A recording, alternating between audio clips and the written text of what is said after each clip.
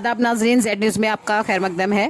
बड़े दुख के साथ आपको ये खबर देनी पड़ रही है कि रियासत जम्मू कश्मीर की मारूफ शख्सियत, बहुत बड़े आलिम दीन और मुफक्किर उम्मत, सियासी और समाजी इल्म के मालिक मौलाना लालउद्दीन थानवी की अहलिया का आज सुबह इंतकाल हो गया।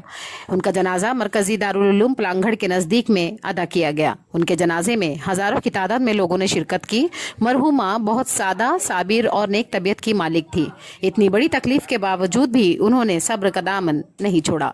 उनके जिस्म खाकी को उनके आबाई गांव पलांगढ़ टॉप में सुपुर्दे खाक किया गया।